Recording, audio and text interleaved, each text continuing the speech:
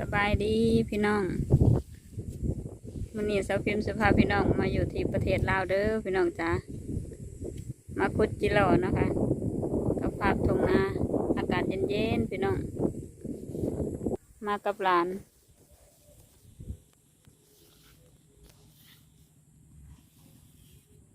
คุดจิโร่ใส่นะเด็กพี่น้องโอ้ยกำลังสิว่าขวยมันเลยพี่น้องเลยได้แล้วพี่น้อง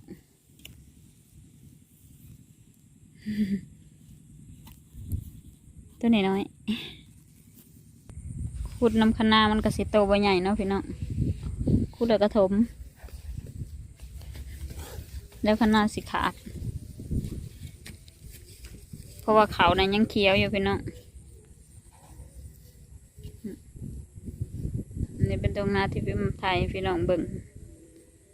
แต่พิมพ์ยังไม่ได้มาแต่กรุงเทพเนาะพี่น้องแต่เวียนยามแรงมาหาแนวกินแรงพี่น้องเอ้ย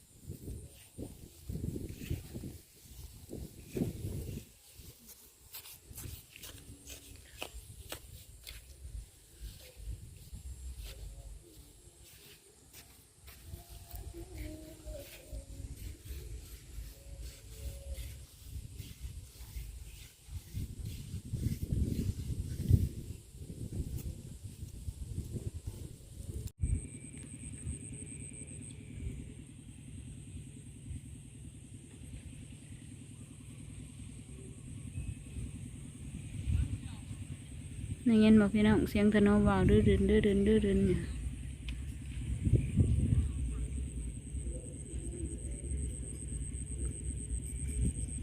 จะได้เมื่อแล้วพี่น้องเอ้ยคำละ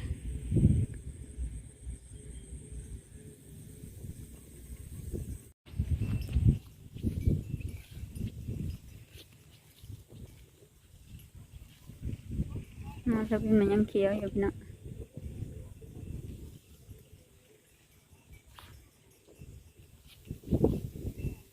อันนี้หน้าหมูคน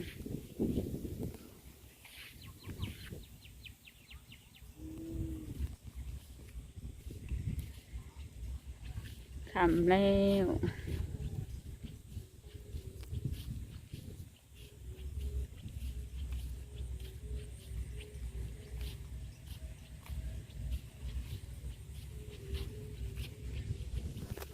เหาะเทือนแล้วพี่น้อง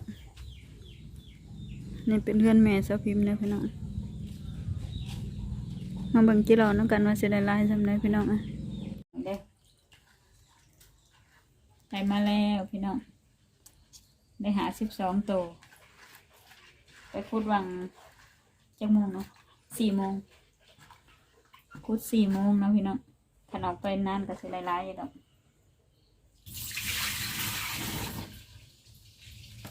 สิ่งก็สิได้ป่นเด้อพี่น้องขัวป่นมากินข้าวแรงน้ำกันเด้อจ้าพี่น้อง